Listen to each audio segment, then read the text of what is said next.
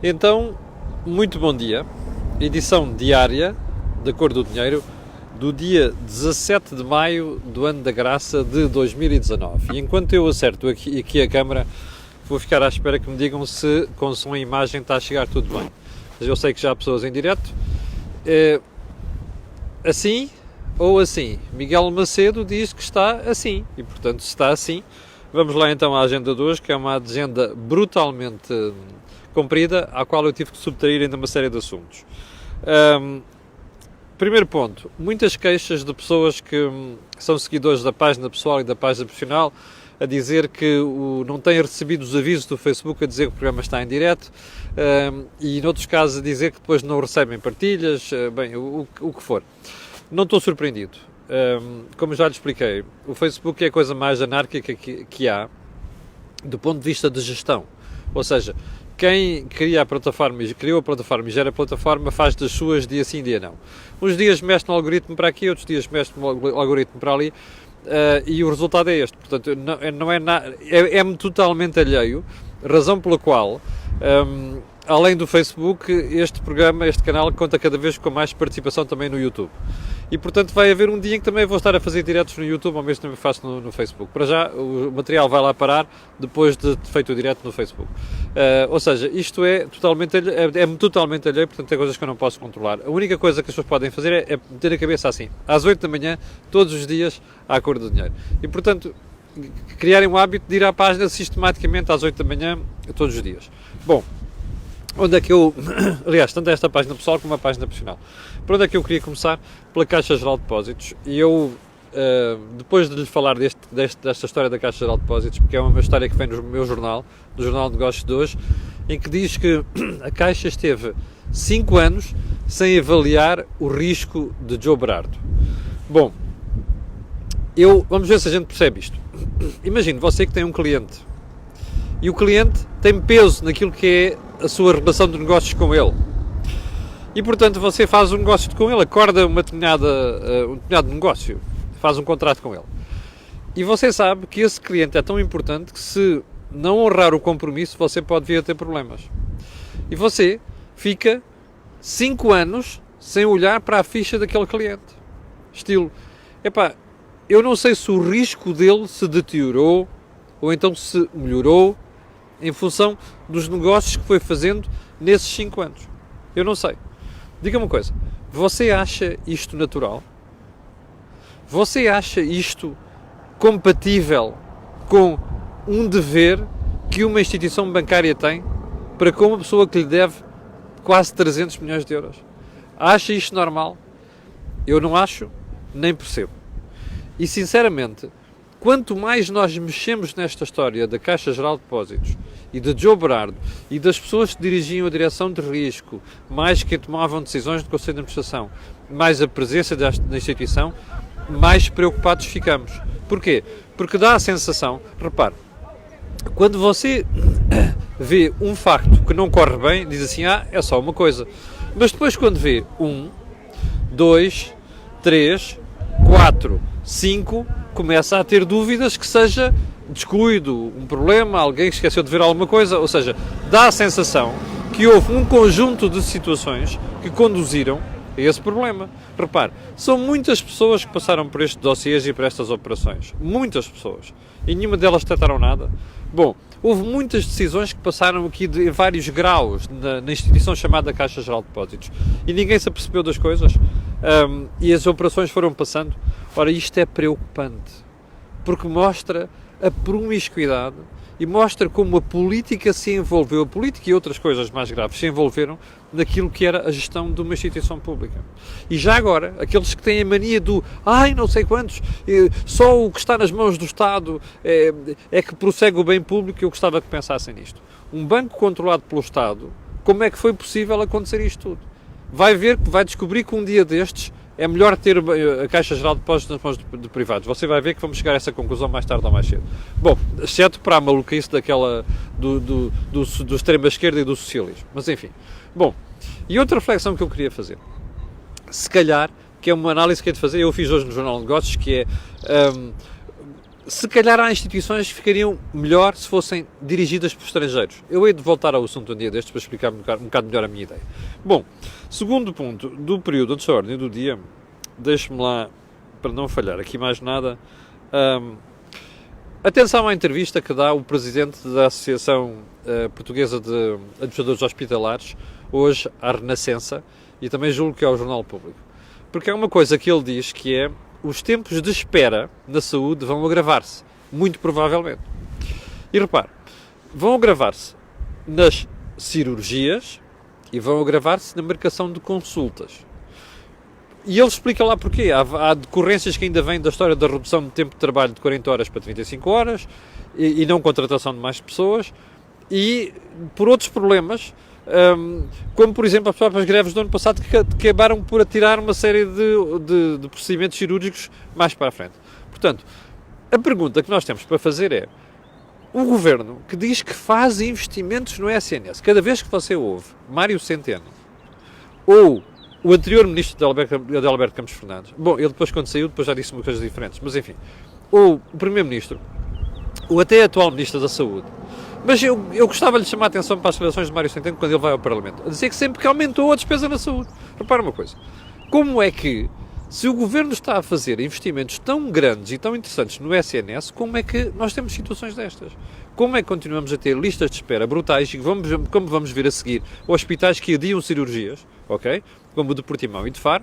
Como é que, com tanto aumento do investimento no SNS, nós temos situações tão graves? E, sobretudo, como é que isto se continua a agravar? Você não acha isto estranho? Qualquer cidadão comum que tenha 2 dedos de testa não faz esta pergunta? Ou seja, eu termino este período antes da ordem do dia a perguntar o seguinte: o Governo quer enganar quem? A mim não me engana. Bom, se engana assim, responda você por isso. Então vamos lá, a agenda de hoje, já passados 7 minutos desta conversa. Eu não comentei o assunto ontem propositadamente. Nós estamos quase com 1000 pessoas em direto e eu quero agradecer o apoio que têm dado ao canal. Eu não comentei isto propositadamente. Antes de ontem à noite apareceram notícias, salvo ver, veiculadas pela revista Sábado, que José Sócrates vai ser envolvido em novos processos pelo Ministério Público. E desta vez a coisa até fia mais fino, porque não é só José Sócrates. Imagine só. Envolvidos nestes processos vão estar José Sócrates, 2 ou 3 ex-ministros, Mário Lino, António Mendonça, Teixeira dos Santos, Carlos Costa Pina, secretário de Estado, e mais uma série de pessoas ali pelo meio. Bom, eu sinceramente tenho dúvidas se todas estas pessoas sejam culpadas, mas há uma coisa, ou até que venham a ser responsabilizadas criminalmente, mas há uma coisa que me faz impressão. Você não acha estranho? E tem tudo a ver com algumas operações que o Estado fez, nomeadamente PPPs e por aí adiante. E parece que uma parte da acusação do processo se baseia em declarações de pessoas como Almerindo Marques, que terão explicado, quando chegou à infraestrutura de Portugal, encontrou lá situações inacreditáveis. Ou seja, que prejudicam o Estado, negociadas pelo Governo e que prejudicam o Estado. Bom, eu tenho que dizer uma coisa: eu tenho uma admiração profunda por Almerindo Marques e quero realçar este ponto. Ele é socialista. Almerindo Marques é uma pessoa muito difícil, com um feitio muitíssimo difícil, que eu conheço desde que sou estagiário de jornalismo, de economia, mas é uma pessoa séria. Eu tenho Almerindo Marques por pessoa séria. E, portanto, aquilo que ele detectou naquelas operações, quando chegou a infraestruturas de Portugal, não me surpreende rigorosamente nada. As PPPs e algumas negociações foram feitas pelo Governo na altura cheiram a esturro. Não me surpreende. Eu não sei qual é que vai ser o resultado disto tudo, mas há uma coisa que eu sei. Isto são sinais preocupantes.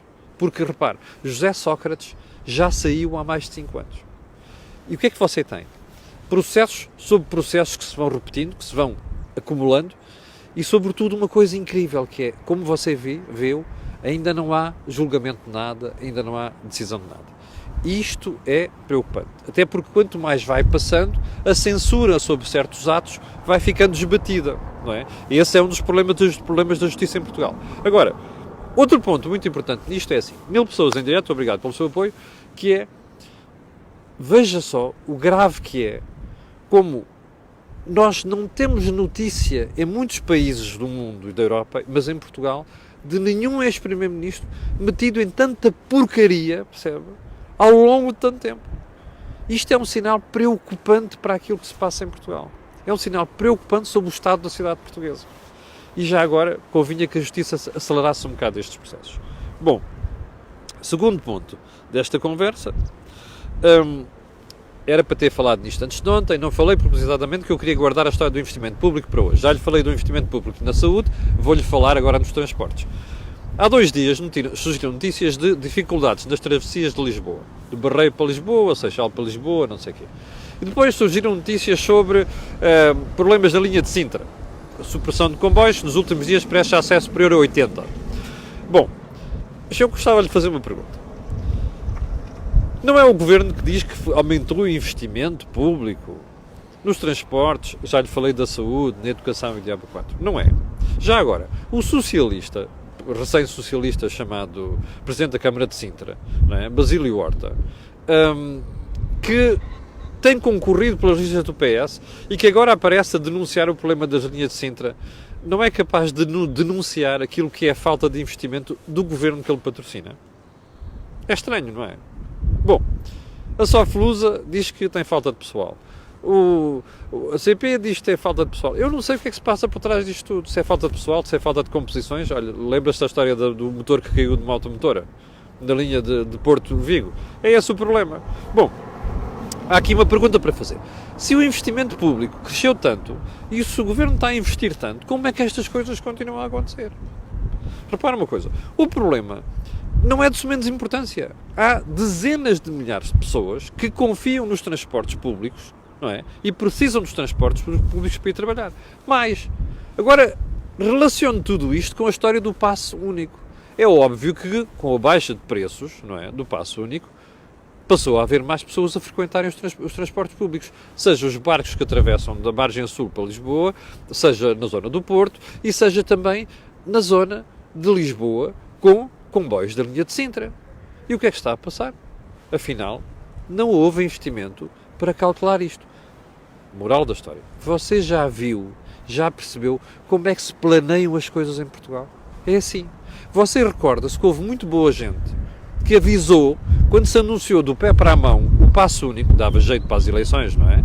Você lembra-se do número de pessoas que avisaram para o sistema não estar preparado para aquilo? Ora, bom, eu já não falo dos comboios da Fertagos que atravessam a ponte sobre o Tejo, da ponte 25 de Abril, e que tiraram bancos para poder acomodar as pessoas de pé. Eu já não falo disso, mas a questão não é essa. Isso ainda é o menos. É não haver barcos, não haver pessoas e não haver comboios, ou haver menos comboios. Em cima de um aumento de pessoas que recorreram aos transportes públicos, neste momento você tem uma menor oferta de transportes públicos.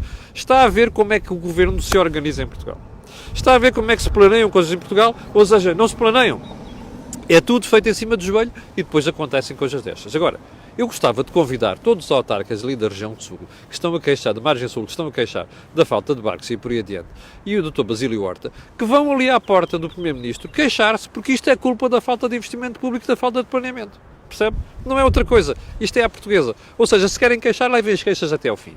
Isto mostra a forma lamentável como se planeiam coisas em Portugal. Bom, quero saber... já agora... Problemas, dizia eu, nos transportes, não é só. Lembra-se que eu há bocado lhe falei no SNS? Então vamos lá a esta. A Rádio Renascença dizia ontem que teve acesso a uma circular dos hospitais de Faro e de Portimão, onde se diz que vão adiar cirurgias. E sabe porquê é que vão adiar cirurgias? Porque não têm meios para fazer mais cirurgias. Bom, onde é que está o investimento no SNS? Está a ver como é que pela boca morre o peixe? São coisas destas. É claro que depois você vai assistir hoje, provavelmente a 3 ou 4 membros do Governo, a vir desmentir, dizer que não sei o quê, já falou, e diabo 4. Isto é tudo treta, percebeu? O que é que você tem aqui? É muito simples. O orçamento é um bolo muito limitado. E de você dividir esse orçamento por várias partes, por vários destinatários. Se você aumenta mais para uns, vai faltar para outros. Já adivinhou onde é que eu quero chegar? Está a ver todas as devoluções de rendimento feitas apressadamente e em grande montante nos 3 primeiros anos da governação? Deram nisto. É que depois falta dinheiro para estas coisas. É por isso que nós estamos a chegar à situação em que se percebe que não há dinheiro para o SNS, não há dinheiro para a educação, e de facto não há dinheiro para a educação, não há dinheiro para os transportes, não há dinheiro para nada, porque se aumentou o rendimento, os salários, nomeadamente devoluções de rendimentos, como o Governo gosta de chamar, sabendo que não há dinheiro para tudo. Acaba desta maneira. Bom, já agora, prosseguindo ainda nesta história da falta de investimento, você ainda vai chegar à conclusão, que é o ponto 7, salvo erro, da agenda, você vai chegar à conclusão que o investimento público nesta legislatura vai ser... Eu vou esgotar já o ponto 7. Isto é assim. Olhe para o programa de estabilidade e veja lá os montantes de investimento público realizados em Portugal. Repare, está ao nível de 2,3% do produto interno bruto. O investimento em Portugal é neste momento o mais baixo do espaço dos países da União Europeia e o mais baixo dos países do espaço da zona euro. Bom, porquê? Precisamente o que eu acabei de explicar. Como você meteu dinheiro nos rendimentos, tem que cortar dinheiro no investimento. E o Governo pode vir vomitar as histórias sobre vai aumentar o investimento, que isto não vai acontecer. A prova disso é a falta de dinheiro no SNS, nos transportes, na educação e por aí adiante.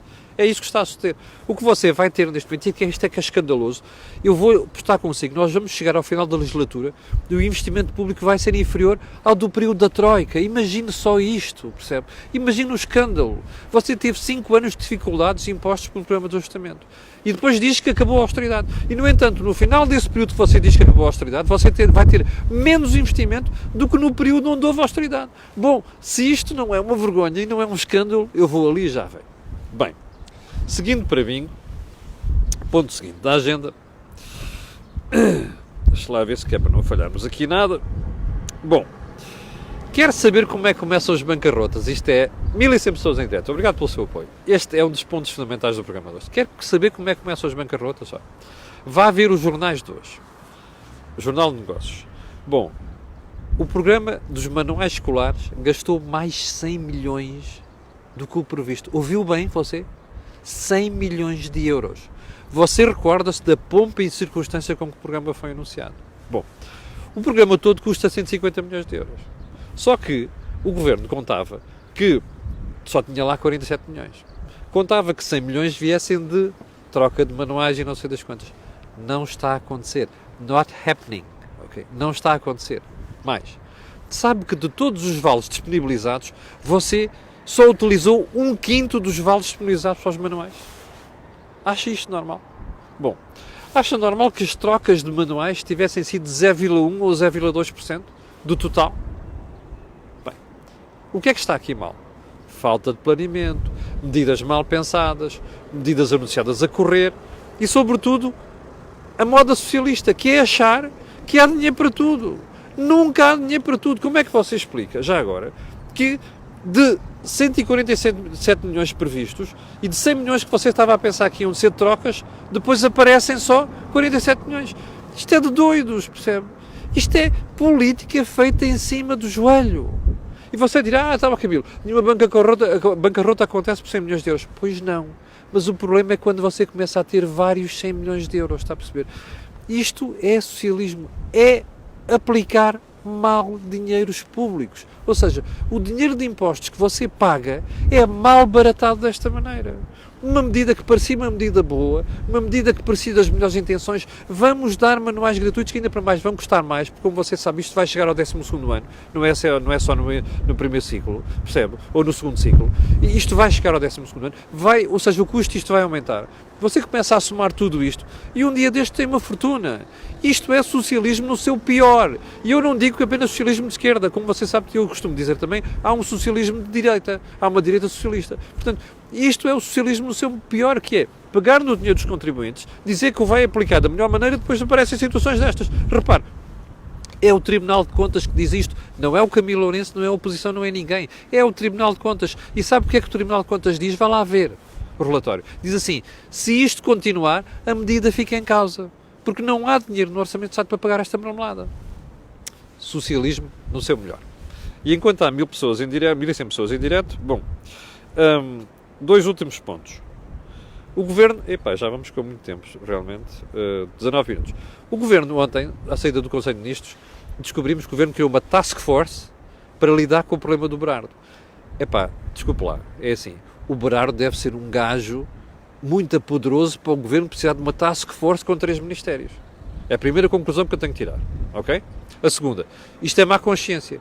E é má consciência porquê? Porque a responsabilidade disto tudo, já lhe expliquei, é de um senhor chamado José Sócrates, não é? E de um governo que utilizou este senhor para estar a fazer lutas de poder em bancos, ok? Portanto, este governo não se pode eximir das suas responsabilidades, até por outra razão. Metade deste governo, ou quase metade deste governo, estava no governo do José Sócrates, ok? E agora está-se a fazer de novas. Bom, mas há uma coisa que eu tenho para dizer. Espera aí, o governo não quer criar também uma task force para lidar com o problema do SNS. Não quer. Não quer criar uma task force para lidar com o problema dos transportes. Olha, da Soflusa e da CP. Não quer. Linha de Sintra. Valia a pena. Ou as task forces que são só para aquelas áreas onde há intelectuais, não é? Que depois vêm para aí e fazem uma grande campanha contra o governo se houver um problema com a coleção Berardo. É isso. Como houve com as obras do Miró. Bom, isto é política no seu pior. Está a perceber? Se o governo quer criar task forces, que é para estar aqui a dar uma imagem que está atento e não foi comido nesta história, e foi comido mesmo pelo Berardo, valia a pena criar as task forces para outras coisas, além desta, não é? É o mínimo que nós cidadãos podemos exigir. E já agora, é assim, por falar em task force e ficar a dever dinheiro e diabo 4. Bom, lembra-se que eu lhe disse aqui ontem que o Primeiro-Ministro diz que nesta legislatura vai haver dinheiro para comprar arte contemporânea. Há uma coisa que eu gostava de pedir ao Primeiro-Ministro. Olha, ao Sr. Primeiro-Ministro, antes de gastar dinheiro a comprar arte contemporânea, vá pagar 3 milhões e 100 mil euros que o seu governo deve aos livreiros, por causa da história dos manuais escolares. Ouviu bem? O governo tem uma dívida de 3 milhões e 100 mil euros para com os livreiros por causa dos manuais escolares. Vá pagar isso primeiro, antes de pôr a comprar obras de arte contemporânea. Não é que eu tenho nada contra obras de arte, pelo contrário, como lhe disse, eu gosto muito de pintura e gosto muito de escultura. Mas há uma coisa que eu sei. O Estado não pode ficar a dever dinheiro da maneira como deve. Não é só nos livros, como você sabe, há pouco tempo, quando foi da história dos passos, não sei das quantas, ficámos a saber que o Estado ainda não tinha pago o que devia aos operadores privados por causa dos passos sociais. Ora, isto é uma vergonha. Nós já estamos a prometer mais despesas e ainda não pagamos as dívidas que temos. Isto é a imagem deste governo. Isto é a imagem do socialismo. Ponto final. Eu, como cidadão, não posso tolerar isto. E por isso é que as denúncias são aqui feitas. Não é por causa de qualquer problema ideológico, não tenho. Isto não é aceitável. E eu, como cidadão, denunciarei sempre isto, seja governos de esquerda, seja governos de direita. Bom, chegamos ao final da conversa de hoje, fim de semana, hoje é sexta-feira. Eu quero desejar-lhe um grande fim de semana, agradecer a paciência a todos, nomeadamente as 1.100 pessoas que terminaram aqui o programa em direto, e dizer que na segunda-feira de manhã, aqui estarei às 8 da manhã, para lhe dar conta da análise, da economia e da sociedade. Muito obrigado, com licença, e para o final fica aquele pedido sempre, colocarem um gosto, fazer partilha nas redes sociais, porque aquilo que você ouve aqui, não ouve mais sítio nenhum. Obrigado, com licença, e até segunda-feira às 8.